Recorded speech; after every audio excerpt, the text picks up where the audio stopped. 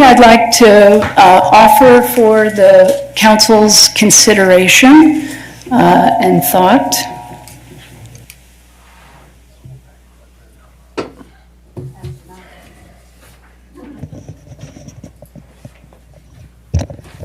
Let's start again. How does this sound? It's like the opposite of what I was just doing. Okay, great. Good evening, everyone. Thank you for the opportunity to present this concept for a potential pilot program that Ms. Candace Pullum, our Main Street manager, and I are calling Creative Uses in the Public Right-of-Way. So this pilot project could be an extension of our existing sidewalk cafe permit.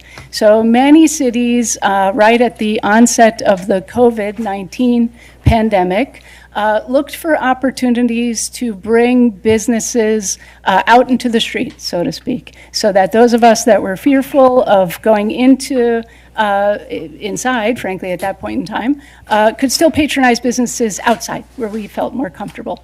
And the city of St. Mary's did what many cities did, and they created this cafe permit in 2020. So we have on the books an existing cafe permit.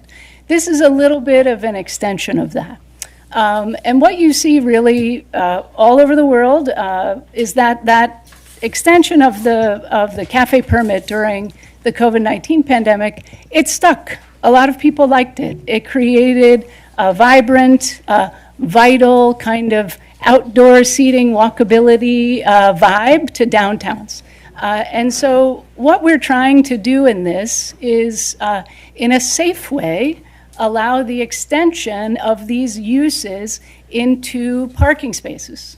Okay, so a couple of images here for you to look at.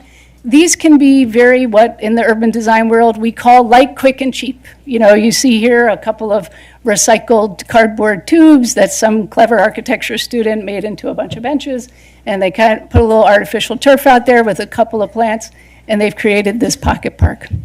And then they get a little bit more extensive, like the image on the top right corner. This is clearly a structure that has been built and put in place.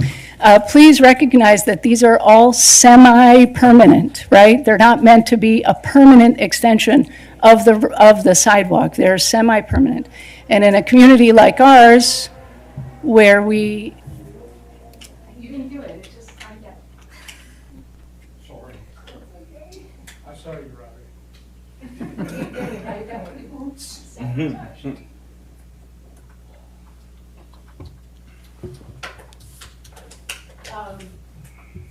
In a community like ours that has a lot of parades and we like to walk down Osborne, the important thing here is that if we decide to move forward with these, that they're semi-permanent structures which can come up during the time of the parade. Okay, so this has been batted around for a long time, right?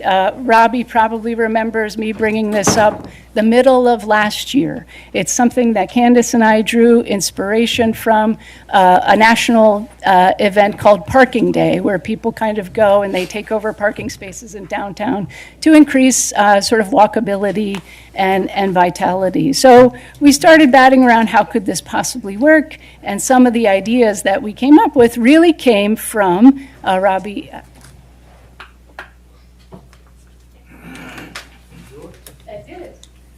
Really came up from working with two local businesses downtown. So again, on the right-hand side of this image, you're seeing just some examples of what this could potentially look like. On the left-hand side, you're seeing a map of Osborne. So what you see at the bottom, St. Mary Street, Osborne, okay. What I have outlined in orange rectangles, a little bit hard to see, are ADA spaces, okay? So there is an accessibility case to be made for these interventions.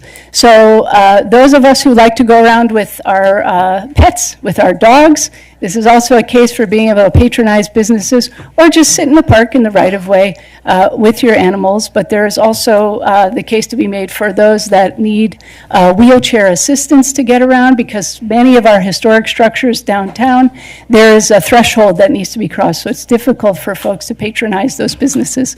And this enables and gives them that opportunity. So if you're looking at Stable Alley, and you're right there where the future Brackish Beer will be on the left of the image, and the existing Kraken Coffee Shop, as well as Southern Riverwalk and the French Quarter, are on the eastern side. Those two kind of blue rectangles that we're representing there would be where these potential pilot projects could go.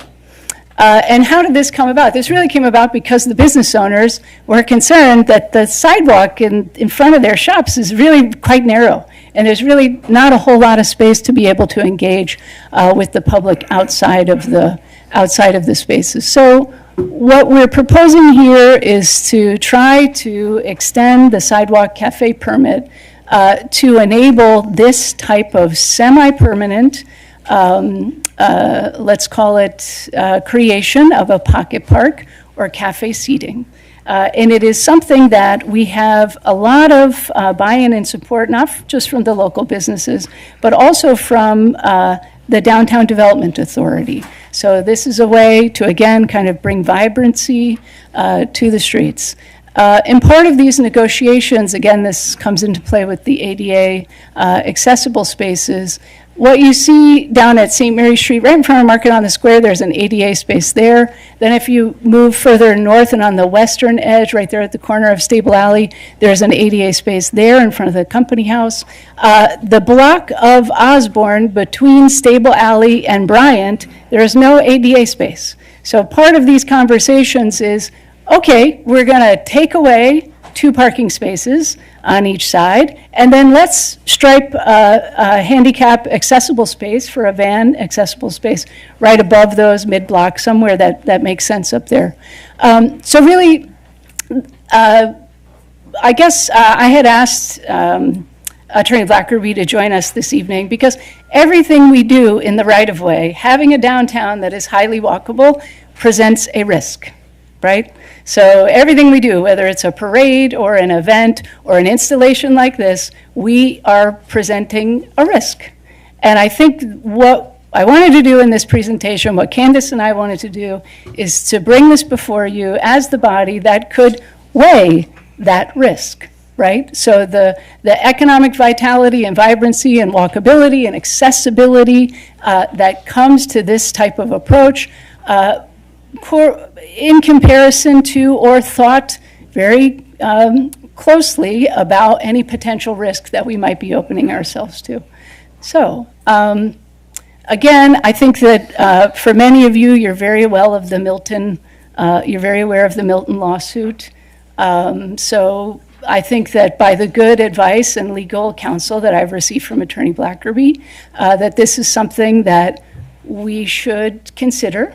We should think about, we should see what the public response is, and then we should perhaps pause a little bit to see what will happen in the Milton case. So that, I'm gonna kind of end it there. Candace, is there anything you'd like me to elaborate on? Just to answer any questions, I know you have another important meeting at 5. So with that, I'm gonna leave it to some questions. I'll start, first of all, just for members of the audience who aren't aware, as she mentioned, the city of Milton, it's a $32 million judgment against the city of Milton for someone leaving the roadway, hitting a permanent planter structure that was 6 feet off of the roadway, but within the city right-of-way.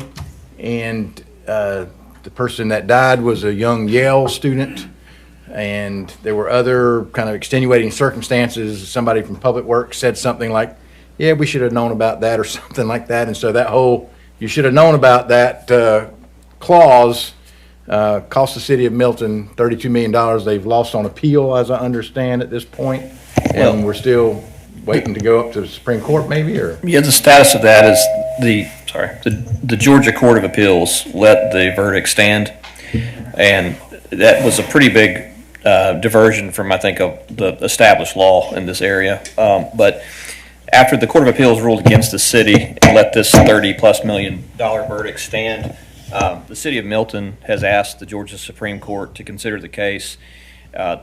We, the city of St. Mary's, is actually a co-signer of a brief to the Georgia Supreme Court asking them to examine that and expressing support for the city of Milton. I am optimistic that the Georgia Supreme Court is going to eventually reverse the Court of Appeals decision. At this point, we're waiting to find out if the Georgia Supreme Court will even hear the appeal. They don't necessarily have to. It's discretionary. There's also, I think, a possibility that there could be legislation that would change the law in this area to give cities more protection. But at this point, until the legislation is actually approved and signed by the governor, we can't bank on that happening. Right. So, I do think it's important to take a cautious approach to this, given the potential liability. Given that I'm optimistic that it's going to get straightened out either by legislation or the Georgia Supreme Court within the next year or so, my advice would be take a wait-and-see approach and see if the law changes in a way that's favorable for us and would allow us to go forward with this without the liability concerns. Right.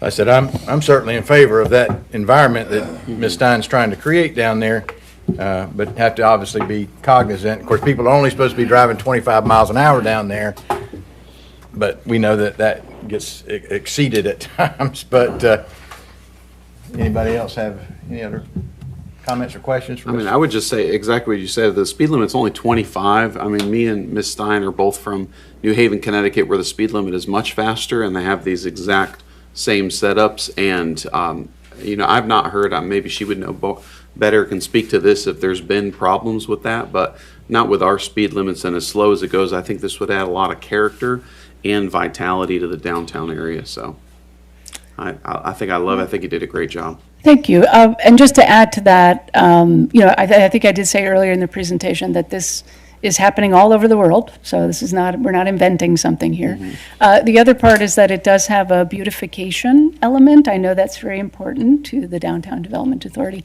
And lastly, what I'll say is particularly, I'm a cyclist, you all know that. So when I'm riding on Stable Alley headed east and I get to that corner right there where Brackish is on my left, and I go with my 6-year-old to nudge out into the street because there's a big car parked there and I can't see. So there's a line of sight challenge here as well. So just throwing it out there that, in fact, it may actually be a safety move. Mm-hmm. Well, one other thing that, especially since that Stable Alley is how wide, 25 feet?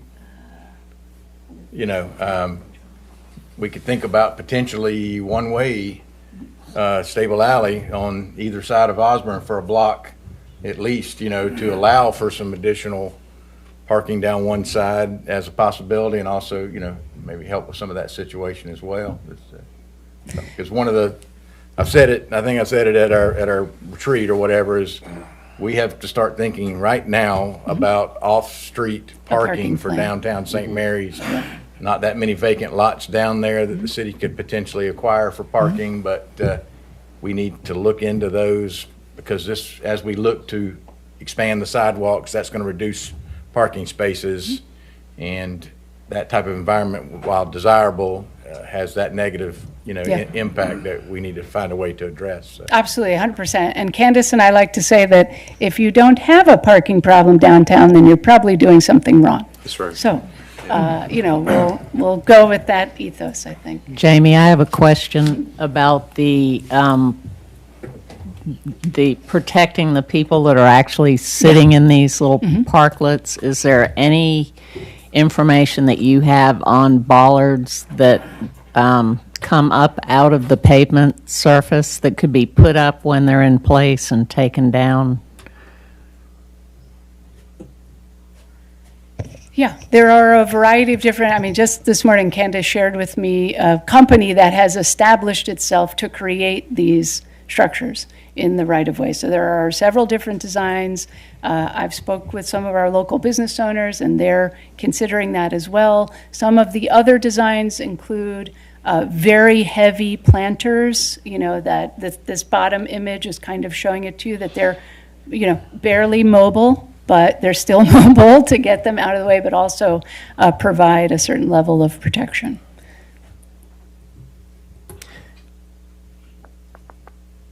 So, Mr. Blackerby, is it your advice that we wait for some determination on the litigation that's pending before we take any action on this? My advice would be to wait until we find out what the Georgia Supreme Court does, or see if there's going to be legislative change that would provide us better protection. Because as it stands right now, under that Court of Appeals decision, if there's anything that the city knows of in the right-of-way and there's an impact with it, that can be a basis for liability. There's no sovereign immunity, and there's no cap on the amount of potential liability. So it's a significant risk. Thank you. With that, and I don't think that we're to a point where we've gone with cost, because there's multiple ways to go about doing it. But do we know if there would be a residual cost, since there is a liability, like an increase of insurance premiums for having something like this there with the liability that's present?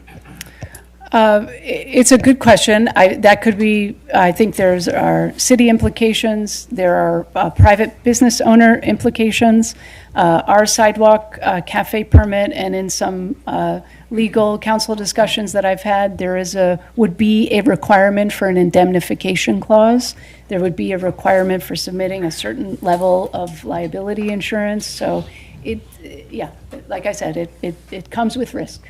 Okay. I say one of the things I guess that happened on St. Mary Street with the widening of the sidewalk there to allow the outdoor seating is you actually have the concrete curbs, that are at the end of the blocks and then a couple down throughout the middle of the block that kind of keep that traffic from penetrating that space. And so something more permanent at the on either side of these things, whereas the actual structures might be movable, that those would become, more protective in nature, and that might be something that, would offer us an additional level of protection that we could explore. So. Else? What about lighting? I noticed that on your images there, you don't have any lighting. Our trees need lighting because people constantly hit our oak trees. So is that something that we've looked into? It's not. In the memo that Candace and I crafted together, this also, I neglected to mention, this went before the Historic Preservation Commission to mixed reviews.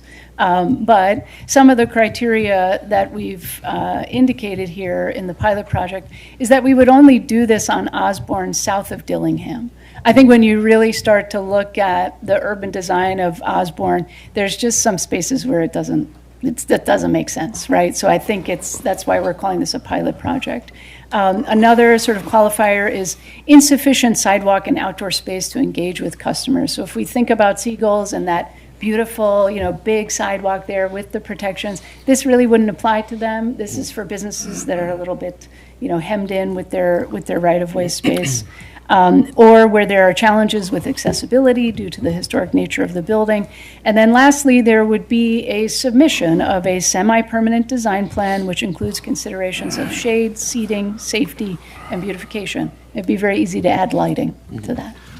Jamie, do you think it's a liability currently having the smoker down there in front of that area? That is a non-complying structure which should be removed immediately. I just wanted to bring that up.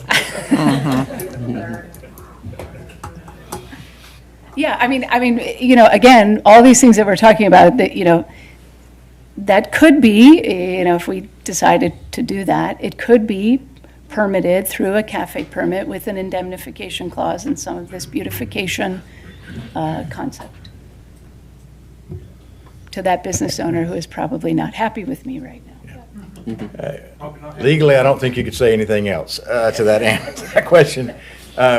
Did you have anything else specifically, Ms. Stein? So we've got 4 or 5 minutes before we need to kind of reset the video for our next meeting, but is there any of the businesses that are represented that would like to say anything about this? Obviously. Can you come to the microphone and Give us your name and address, please. We are recording, so we have to, That's the wrong one.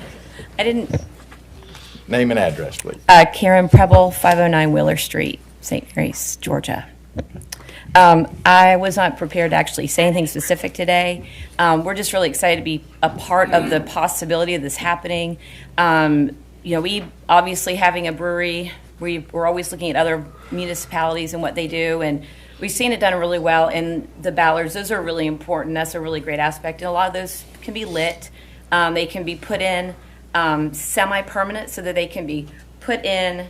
And my question would be, would having Ballards from certain companies, would that also help with the liability issue that we could have? Because they're guaranteeing a product that would make it safer. So that was just something I wanted to add, and we're excited to help out and pilot away with you guys. So, yeah, thanks. I'm Colby Claflin, and I'm representing Kraken Coffee and Kitchen Company, and we're really excited. St. Mary's has been awesome to us, really been welcoming, brought us in, took us by the hand, and really have grasped us. And we've had lots of customers that come in that have we've had some big dogs, that want to enjoy what we have down here in St. Mary's. It's an amazing place. There's a view that everybody wants to sit and look at. That's why we chose the spot we chose. And to go with Mr. Blackerby's deal, us as a business, we're willing to step in and take some of that liability. We've talked to our insurance company, and we've got a $2 million liability that it doesn't increase anything for our insurance. We already carry it. He said that would cover the outside area and any damage that got done. So we're just excited, and we really want to see this, and we want to see St. Mary's grow, because we're trying to grow with St. Mary's, because we're excited to be here. And we think it'd be a great thing. And we've to go with some designs that I've showed Jamie, we've had planter boxes that are 2 foot high with flowers in them, and we could actually have a 200 square foot outside and potentially put 20 customers out there that would really enjoy it. We have lots of handicapped people that come down, and they just can't get in the building. We've had to go around to the backside to actually enter the backside of Southern Riverwalk and try to get into that way to come in and enjoy our facility. They want to come in, sit down, and enjoy it. And to go with the lighting, we've talked about putting lighting up top for them so that at night it's visible, and actually installing some cameras so that we take that liability that, we know who did it, or if they hit the structure, we'll probably know who did it, but to take some of that liability off of the city of St. Mary's so that we can let other people down here and enjoy the area. And we just, again, we appreciate everything you have done for us. Thank you. Awesome. Thank you. Thank you. All right. That ends this work session. And we will begin with a public hearing at 5 p.m. on the House Bill 581 homestead exemption. Hey, Robbie. How are you? Good. How are you?